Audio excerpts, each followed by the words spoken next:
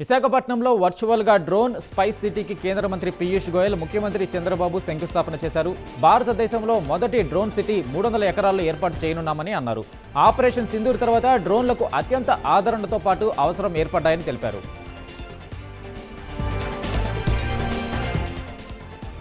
Bihar assembly ఎన్నికల ఫలితాలపై ఆంధ్రప్రదేశ్ నాయకులు స్పందించారు. రాష్ట్ర ఉప ముఖ్యమంత్రి పవన్ కళ్యాణ్ ఈ విజయాన్ని స్వాగతిస్తూ ఎన్డీఏ శ్రేణులకు అభినందనలు తెలిపారు.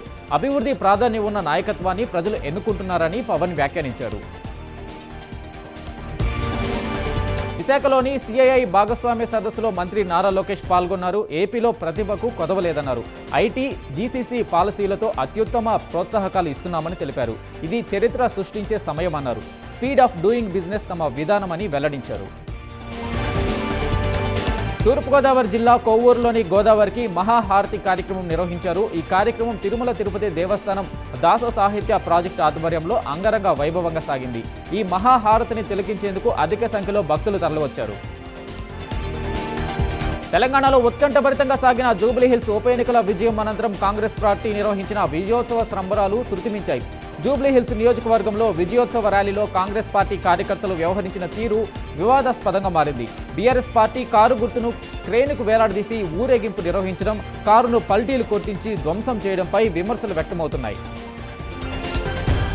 క్రిస్మస్ వేడుకలకు భాగ్యనగరం సిద్ధమవుతుంది. హైదరాబాద్ లక్డీ కపుల్లోని అశోక హోటల్లో కేక్ మిక్సింగ్ ఫెస్ట్తో క్రిస్మస్ సంబరాలు ప్రారంభించారు. వివిధ రకాల డ్రై ఫ్రూట్స్, దేశీయ మద్యంతో పాటు ఖరీదైన వైన్ పోసి హోటల్ సిబ్బందితో కలిసి MD Tejaswini Reddy cake mixing చేశారు. నీటిపారుదల శాఖ అధికారులపై మంత్రి తుమ్మల నాగేశ్వరరావు ఆగ్రహం వ్యక్తం చేశారు. ఖమ్మం జిల్లా రఘునాథపాలెం మండలంలో ఎన్ని చెరువులు ఉన్నాయో, ఎన్ని కుంటలు ఉన్నాయో, ఎన్ని కాలువలు ఉన్నాయో కనీస అవగాహన లేకుండా అధికారులు ఉన్నారని అన్నారు. తాను చెప్పేంత వరకు ఏ ఒక్క చెరువుకు సంబంధించిన సమాచారం పనులు చేయడం లేదని మంత్రి మండిపడ్డారు. అనంతపురం జిల్లా కళ్యాణదుర్గం పట్టణంలో నియోజకవర్గంలోని అన్ని మండలాల టీడీపీ గ్రామ కన్వీనర్లు, గ్రామ కమిటీ సభ్యులు, క్లస్టర్లు, యూనిట్ ఇన్ఛార్జీల చేత ఎమ్మెల్యే అమిలనేని సురేంద్రబాబు ప్రమాణ స్వీకారం చేయించారు.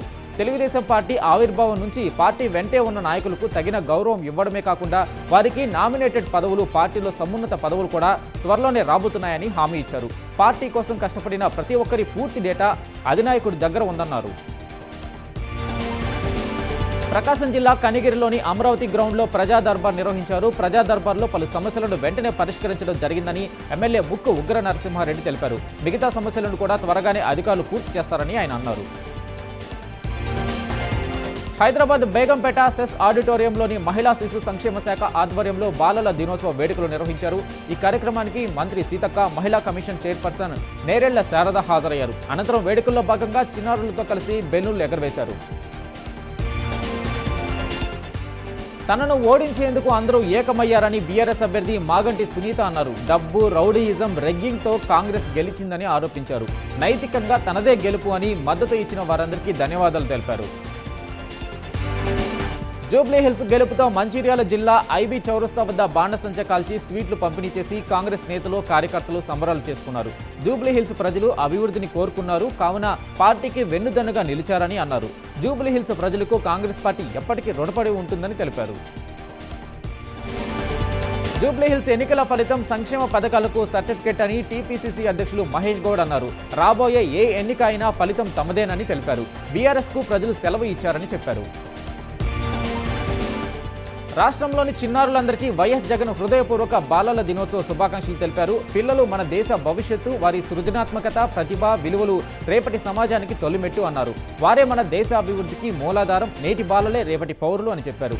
వారి కలల సాధనకు, ప్రతిభ వికాసానికి కృషి చేయాలన్నారు. జూబ్లీహిల్స్లో ఫలితం బీజేపీ కార్యకర్తలకు నిరాశ కలిగించిందని ఎంపీ అరవింద్ ఎక్స్లో పోస్టు చేశారు. బీజేపీ ఒక నిర్దిష్ట వ్యూహాన్ని, ప్లాన్ రూపొందించుకోకపోతే తదుపరి అసెంబ్లీ ఎన్నికల్లో కాంగ్రెస్ మరింత బలోపేతం అవుతుందన్నారు. ఇప్పుడు తెలంగాణలో బీజేపీ వర్సెస్ కాంగ్రెస్ స్పష్టంగా ఉందన్నారు. ఉన్నతాధికారులతో ముఖ్యమంత్రి రేవంత్ రెడ్డి సమీక్ష నిర్వహించారు. ప్రజాప్రభుత్వం ఏర్పడి 2 ఏళ్లు పూర్తి చేసుకుంటున్న సందర్భంగా తెలంగాణ రైజింగ్ గ్లోబల్ సమ్మిట్ 2025 నిర్వహించుకుంటున్నామని అన్నారు. ఈ మేరకు డిసెంబర్ 8న ప్రజాప్రభుత్వ 2వ వార్షికోత్సవం వైభవంగా నిర్వహించాలని అధికారులకు సీఎం ఆదేశించారు. తెలంగాణ రాష్ట్రంలో కిషోర బాలికల కోసం స్నేహ సంఘాలు ఏర్పాటు చేశారు. ఈ సందర్భంగా స్నేహ సంఘాలను మంత్రి సీతక్క ప్రారంభించారు. ప్రతి కిషోర బాలికను స్నేహ సంఘంలో చేర్పించడమే లక్ష్యంగా పనిచేయాలని మంత్రి సీతక్క సూచించారు. జూబ్లీ హిల్స్ లో కాంగ్రెస్ అభ్యర్థి నవీన్ యాదవ్ గెలుపు కోసం కృషి చేసిన పార్టీ కార్యకర్తలు నాయకులకు మంత్రి దామోదర్ రాజనరసింహ అభినందనలు తెలిపారు. హైదరాబాద్ ఎర్రగడ్డ డివిజన్లోని సుల్తాన్ నగర్ లో పార్టీ నాయకులు కార్యకర్తలను స్థానికులను కలిశారు. ప్రజల సంక్షేమం జూబ్లీ హిల్స్ అభివృద్ధి కోసం మరింత కష్టపడతామని మంత్రి అన్నారు. చిత్తూరు జిల్లా మల్లనూరు గ్రామంలోని భూమి 1988లో భూ కబ్జాకు గురైంది. దీంతో ముఖ్యమంత్రి చంద్రబాబు చొరవతో తమ భూమి దక్కుతుందని రైతు రాజశేఖర రెడ్డి అన్నారు.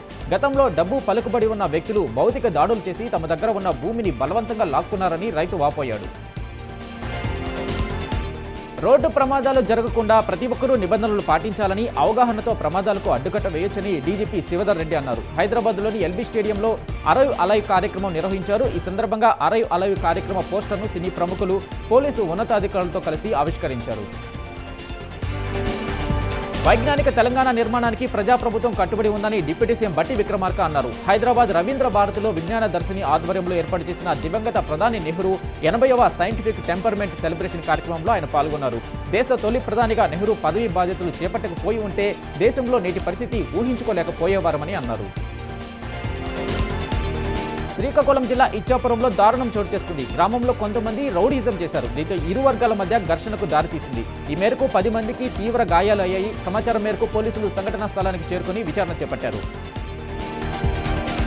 హైదరాబాద్లోని కృష్ణానగర్లో విషాదం చోటు చేసుకుంది. కుటుంబ కలహాల నేపథ్యంలో ఓ సాఫ్ట్వేర్ ఉద్యోగి ఆత్మహత్యకు పాల్పడ్డాడు. తమ కుమారుడు విశాల్ గౌడ్, తమ కోడలు కావ్య వేధింపుల కారణంగానే ఆత్మహత్య చేసుకున్నాడని కుటుంబ సభ్యులు స్థానిక పోలీస్ స్టేషన్లో ఫిర్యాదు చేశారు. మెదక్ జిల్లాలో తెలంగాణ జాగృతి అధ్యక్షురాలు కల్వకుంట్ల కవిత పర్యటించారు. పర్యటనలో భాగంగా గణపూర్ ఆనకట్టను సందర్శించారు. అనంతరం వనదుర్గ అమ్మవారిని దర్శించుకుని ప్రత్యేక పూజలు నిర్వహించారు.